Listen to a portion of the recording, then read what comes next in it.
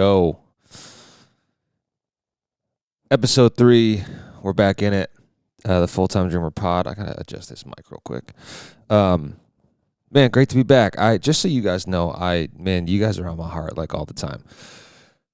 Because I love this. It's such a fun outlet for me, and I love processing what's going on in my life and what I'm building with you guys. And there's just a lot of things I want to tell you. And so I'm like, man, we got to start pumping out more episodes. But at the same time, the creative season I'm in right now, I don't have time for it. But we are on the horizon of doing at least a few bonus episodes with the things that I got coming up, my album coming out, all of those things. It's like, man, there's just I got to share more stuff with you guys than just once a month. So speaking of that, buckle up. You guys are going to be the first to know, because I'm not, even when I chop this up for socials, I won't chop up this section of it. But I got a record coming out this summer. I've started to slowly talk about it on the pod. It's actually delayed right now because there's just been a lot. It's been a lot of work, and we want to get these songs right.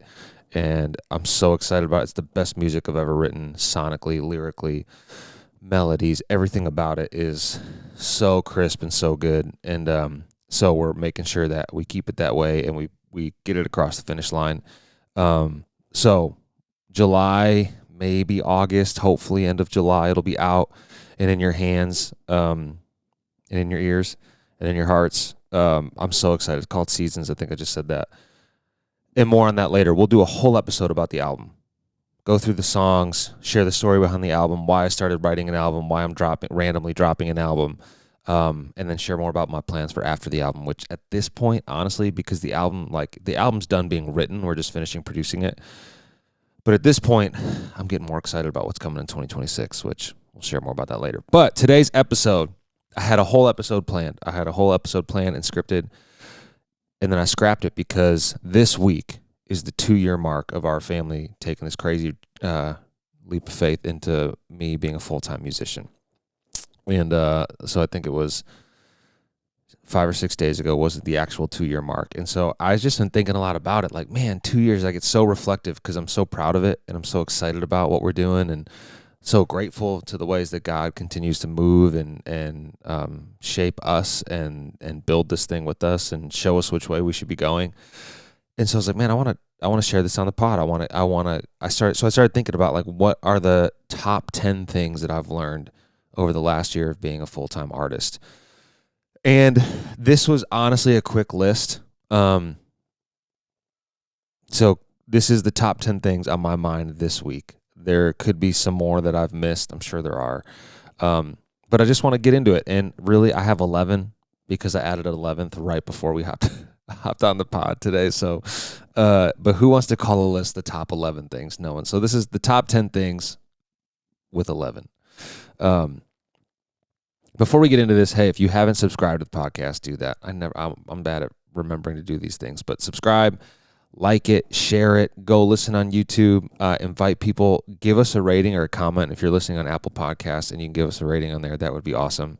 And drop a little review on there would be amazing. It would really help get more eyes and ears on this, and I'd be grateful for that. I also started a TikTok, the Fulltime Dreamer podcast, and I'm just going to start dumping all the clips that I've been putting on Instagram over on TikTok too. So if you're on TikTok, give us a follow over there. So number one, the first thing that I think is probably the most important thing. I should preface this. This list isn't actually in order of importance to not important. However, this was the first one I wrote down, so I do think this first one may be the most important, but the rest after this aren't in any specific order. But the number one thing that has been the biggest thing I've learned in the last 2 years is this isn't just a pursuit of music, but it's been a pursuit of peace.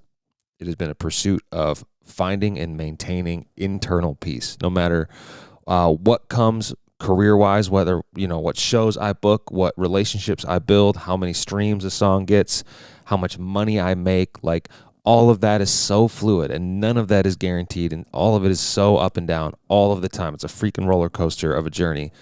And so for me to find peace in any of those things would be so frail and weak, almost like I don't remember the actual verse, but building your house on sand rather than on a solid rock foundation. And so when when I first quit my job, it was very tempting to be like, okay, this will go well if I have X number of shows booked in the next 6 months and I make X number of dollars to get me to a certain place, and provide for a certain amount of our needs. And when that doesn't happen, it's like, okay, so do I crumble and spiral into a ball of anxiety, or do I go back to the Lord and say, okay, well, what can I do about this? What can we do about this? And so I have just found time and time again, around every turn, around every corner of this journey, it is about pursuing peace. And peace is not found in worldly goods. Peace is not true, internal, heart level peace is not found in earthly goods. It's just not. So, in all of what you're doing today, I hope you're pursuing real heart level peace. Number 2, God's dream for your life and your vocation are not at odds. And this one is super personal for me, because there's just every step along the way in this journey has been, as we've taken, even for me personally, ever since I started becoming a musician, it was like, okay, in college is when I really started to write songs, and I was vocationally a student at that time. And then I graduated from college and I met my wife and we started dating. So I was, praying and discerning the vocation of marriage. And then when we get engaged and we get married. And so with every step I took deeper and deeper into my vocation, the dream that God had placed in my heart never went away. It was just like, okay, how can we now do this? So it was like a fresh look at like, well, what does this look like in this season of my life? It never felt like they were at odds. It never felt like, oh, I had to shelve this thing to pursue my relationship with Katie. It was like, no, maybe it just looks a little different now. Maybe it looks part-time while I'm discerning this relationship, or maybe it looks part-time, super part-time, because now I'm married and I have a kid and I need to build this thing in the hours of the evening while I have a full-time job to support my family, while I continue to figure out what does it look like to build a music career. So for me, and this I don't actually know if I listed this later, but if you're called to this, if you're called to whatever you're pursuing, then this should be second nature, because a calling doesn't just go away. It's on your life forever. And so for me, it was like, well, then my calling, God's dream for my life, is not in odds with his vision for my family. And along every step, as we've built this thing, as we've had more kids, it's always felt like, okay, God has said very specifically to me, Connor, don't go think you can go build your business without building your family too. And that's just been a big part of our journey, is wanting to witness to what it looks like to build a family and raise our family, but also pursue and build the kingdom of God, not just in our family, but outside of our family, and the mission he has us on with my music. So God's dream for your life and your vocation are not at odds. Number 2. Number 3, worldly security is not everything. And I could just leave that there, but man,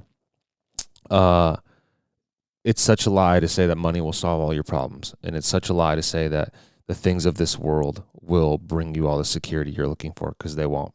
It won't. And we're in a very volatile season of this pursuit, even financially right now. And we have a lot of peace and we have a lot of joy. And honestly, I feel pretty secure in it. Because I know what God has for us and that he'll take care of us and he'll provide. A quote that I just heard recently was, it's my job to steward my gifts and it's God's job to provide. And that's what I'm leaning into. And I don't take that lightly. Like, that's not like a nonchalant, like, oh, God's just going to provide if I sit back and I just like write songs. Like, no, I hustle. I mean, I send thousands of emails a day, right? Like I am creating tons of content. It's not being posted yet. I'm working on tons and tons of songs, an album plus multiple singles. Like, there is a lot of work going on into me stewarding my gifts. And then I'm trusting that God will take that effort, right, and return it tenfold. It's like the parable of the talents. And so doubling down and trusting and investing in yourself, growing your gifts and talents, and then trusting God to provide in that is everything. So number 3, worldly security is not everything.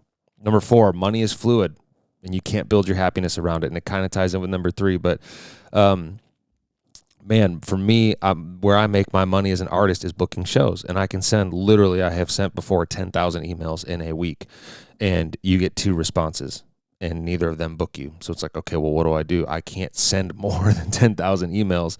And I just, I've but going, like the key is going to God first before you turn to fear and worry. Like if you turn to fear and worry, that leads to anxiety. But if you go to God first with the frustration or the struggle, there's an answer there. There's trust there and there's peace there. And so that has just been huge for us this past year, that you can't build your happiness around money because it comes and goes, right? But again, if God has called you to this, he will provide for you in it. And that has been our story these last 2 years. Like if I've kept my head down and I've stayed committed to the craft and I've stayed committed to what he has placed in front of me today, he has always provided financially. Number 5, no one will do it for you. That's just it. No one's going to do the work for you. You got to show up every day and do the work. No one's going to do it for you. I think collaboration is huge. I think building, getting people around you that's going to help you, co-writing, hiring people to help shoot content and make stuff, and having friends you can bounce ideas off of, like that's all great. But at the end of the day, no one's going to do the actual work you need to do. Number 6, hold on, coffee first. Number 6, daily surrender. Every morning I wake up and I have to make the choice again to surrender all of me. My desire for control, my desire for financial success, my desire for career success, my desire for this to look a certain way. Like I have to surrender all of it and allow God to speak into it. And that doesn't mean it's not a passive thing. I'm just like, oh God, whatever you have for me today is like totally fine. But it's a very active thing, and it's very specific and intentional surrender. It's not like sitting back and being able to like, whatever happens today is great. But it's like, no, God, here's what I'm up against today. Here's what I have on my to-do list today. Here's my dreams and desires for today or for this week or for this month. But I'm just going to lay it at your feet. And it's just that's a very simple thing. It's like, it's 10 minutes of prayer, 5 minutes of prayer sometimes. God, I surrender this to you. I pray with the Psalms every morning. Because I relate so much to David, especially in this season of immense moments of joy and praise and worship, and immense feelings and moments of sorrow and despair and crying out. And sometimes those are in the same day, right? So I start my day in despair and move to a moment of joy by the end, or I start my day super pumped up and then I get into writing a song and I'm like, I have no idea what I'm doing. I feel so insecure. I'm a terrible artist, and I end in despair. So the Psalms have been such a path of prayer for me in this journey, and it helps me really surrender at the beginning of the day. Number 7, it's lonely. Prepare for that. If you are jumping out to do your own thing, build your own thing, it's a wildly lonely road. And I wish I knew more about that before I started. I don't think it would not have changed my decision, but prior to being a full-time artist, I was working at a nonprofit. I had a team. I managed a team. I was in an office with incredible human beings. It was so life-giving. Now, I also realized being in an environment like that, I actually think I worked less because there's a lot of margin time where you're hanging out and chatting at the coffee pot and all these different things. But it was so life-giving to be around people like that. And it's just, I show up to my studio every morning and there's no one here waiting for me. There's no one here saying you have to start at this time. There's no one here saying, here's your to-do list. There's no one here saying like, oh, I'll help you work through this project today. There's no one here that is to bounce ideas off of. There's no one here to say, well, don't do that today, do this, or send this amount of emails, or if you do this, this will equal that, which will turn into that. Like there's none of that. It's just me and the Lord and my own thoughts and my own desires and my own vision. And it can get really dark and scary and alone in my head at times. And so prepare for that. Build in accountability. Build in people that you can work with. Building a team, collaborating. I have people who come through the studio. We have consistent check-ins every other week with. It's just been great with other producers and musicians in town. And I'm slowly. I have not figured it out. Like last week specifically was just like a really lonely week, and I don't really know why, other than I just kind of was like reminded of like, oh yeah, no one's going to do it for me. I'm out here. And I experience loneliness the most when I'm in a season of very, very high output and creativity, because I'm giving and giving and giving and digging in and sharing and building, and there's nothing to be received from it. Like my output doesn't equal like a financial input. Like there's no like exact dollar amount that is made by how much I create, right? So even that doesn't feel like the loneliness that I feel, which it would a little bit. Like, so when I'm in a high season of output and creativity, the loneliness kind of manifests itself even more. And now I'm aware of it and can prepare for it, but last week was a week like that for me. So it's lonely. Prepare for that. Number 8, there's no one specific way to make it. And man, this is huge because in our day and age of media, like, and I run into this every day now. Like if I'm on TikTok or Instagram, looking at different music accounts that I follow for marketing advice and whatnot, you just see everybody's telling you this is how it works. This is what you need to do. You have to make X number of videos. You have to know these specific people. You have to look a certain way, sound a certain way. And I have been learning to drown all of that out. There is no one way to, practically there's no one way to make it. The internet is so big and the world is so big that like you never know what's going to work. So just in that sense, there's no one way to make it. And then like God's the only one who knows how you're going to quote unquote make it. And so it's like, we should be going to him first. And I'm such a firm believer of like, turn all that off, put your head down and just get better, right? Like work on your gift or your talent, your profession, whatever it is. Like it is such a better use of my time to write songs for 3 hours and to bang my head against a wall trying to find a great melody, even if I come up short, than it is to watch a few videos that are telling me all of the different ways that I should make it. It's like, actually, no, I'm going to go invest in myself and become the best artist that I can be because that's the only way I'm actually going to make it. So, but there is no one way to make it. Don't get discouraged by all the different voices that are telling you it has to be done this way or that way, or you have to sound or look or be. And this applies to any field. There's no one way to do the thing today. I'm so convinced of that because God has a specific plan for you. If we're going to look at it from a spiritual lens, I really believe that. I'm convicted of that. God, there is no other you. So you are the only person who can walk in and step in and do the thing God has asked you to do in the way he has asked you to do it on the path that he has prepared for you. So don't get distracted by all of the other voices that are out there saying, here's how you have to do it. Here's how you have to look. Here's how you have to feel. If you don't do it this way, it'll never work.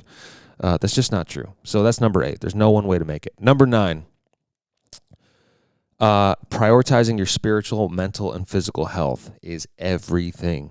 Oh my gosh. I wish this could be just number 9, 10, 11, 12, 13, 14, 15. Like, this has been huge for me. We'll do a whole nother episode on this later with the pod, but one of the things that has totally sidelined me these last 2 years is anxiety. I've had some like crazy panic attacks, and even more. Sometimes people can just like stop there and be like, "Oh, panic attacks," but I've actually wrestled with anxiety more on like a deeper, consistent level. So almost like more of like a just a steady dose of it rather than these kind of big, huge moments. I've had a few big moments, but it's been more so like a regular dose, high-level dose, steady dose of anxiety.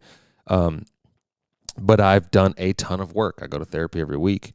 I like increased my prayer routine. For me, working out and my fitness is a huge, huge way to help balance that out and kind of course correct my mental health. And so it's just it's just been a huge thing these past 2 years, and I'm realizing that I just wish we talked about it more, and I wish we focused on it more, and I'm going to start talking about it more in the future. But like prioritizing it, like for me, like prioritizing a workout, even as part of my workday sometimes, is like, no, I will be a better artist today because I've worked out, because it'll give me a clear mind and a clear heart. So wherever you're at, whatever you're in, prioritizing your spiritual, mental, and physical health, especially in a space for me where I'm just alone all the time, is massive. And I don't go a lot of places. I just walk from my house out here to my studio. So prioritizing those things have been huge, have been one of the biggest gifts of the past 2 years. Having the time and the space to prioritize it. Going to therapy has been incredible. My therapist has been almost like a business coach for me too. I've found an amazing therapist. And so that has been a huge part of these last 2 years, wrestling with that, navigating it, and really finding a lot of life and peace in working through all that. So that's number 9. Number 10, build a team. and this kind of covers a lot of the other ones we've talked about, but you got to have a team. And there's so many ways to do that. And I just have started building kind of a new team for this next season of my music. And we'll get into that again in another episode, because I think there's a lot of creative ways to build teams. But you got to have people around you who believe in you and who are willing to help. And even if that's an hour a week, even if that's an hour a month, like, start small, start somewhere, start with what you have, get the people closest to you to buy in and build a team. And number 11 on our list of 10, and I just woke up so convicted of this today, is that you have to create more than you consume. You will never have the impact you want to have. You will never grow to be the artist you want to be or professional you want to be, like, if you are always consuming other people's stuff. And that's, I mean, you can even justify it, like, well, that's how I learn and that's how I get coached in education. That's all great. I get it. I've been listening to tons of podcasts recently, but if you consume more than you create, you will never find out who you really are in that space, because it isn't until you feel completely empty, completely tapped, completely like you've poured it all out and like you've bled for this thing, that you're going to find your best ideas, right? Like, my best songs come when I feel like I have nothing left and I've spent everything I have. My best ideas, my best whatever it is, come when I feel like when it is not of me, right? And that's in a season of, like, I've poured it all out. I'm creatively just like going for it. And so you will never really learn who you are until you've tapped into every ounce of you creatively, and then some. And then you'll find new spaces within you to create from, and you'll find new ideas, and you'll get more creative, and you'll be like, I didn't know I could do that. And then the kicker is you'll become confident in it. And that's when I think it's deadly in a good way. Like, that's when I think you'll be a threat, is when you become actually confident in your ability to create. Because then you realize, I don't need to be consuming stuff. I'm too busy over here making things. I don't need to be receiving from all these people and clouding my mind, because you'll start to get too excited about the ideas that you have. And that shift is insane. Like, that shift when you're like, I'm actually more excited about what I'm doing and thinking about than being tempted to just scroll and receive other people's stuff and consume it. So you have to create more than you consume if you ever want to actually become who you were fully created to be in this space and whatever you're after. So my list of 10, there's 11 from the last 2 years. There's probably a lot of these in here that we could do full episodes on, which we probably will, but I'm just going to run through them one more time. Top 10 things I've learned in the last 2 years. Pursue peace, number 1. Number 2, God's dream for your life and your vocation are not at odds. Number 3, worldly security is not everything. Number 4, money is fluid. You can't build your happiness around it. Number 5, no one's going to do the work for you. Number 6, daily surrender is a must. Number 7, it's lonely, so prepare for it. Number 8, there's no one way to make it. Number 9, prioritizing your spiritual, mental, and physical health is everything. Number 10, build a team. And number 11 on our list of 10 is you have to create more than you consume. It's been an insane 2 years. When I quit my job, I honestly didn't know if I would be here 2 years later in the same space, profession. I didn't know if it was going to work, and God has been so faithful. And I will really stand by, I shared this quote earlier, but I will really stand by, God's a provider. It's my job to steward my gifts. God is a provider. It's your job to steward the time, the talent, and the treasure that's in front of you today, and he will provide for you in your need. I'm just so convicted of that. That has been the story of my life these last 2 years, and I know it will continue to be the story in the next 2 years out ahead of us. So thanks for tapping in today to the Full-Time Dreamer Pod. More episodes to come. Follow us on Instagram. Follow us on TikTok. And get ready for, by the time we have a next episode, which will be July, we'll have a huge update about my album, which I'm so excited to share with you guys. So until then, peace.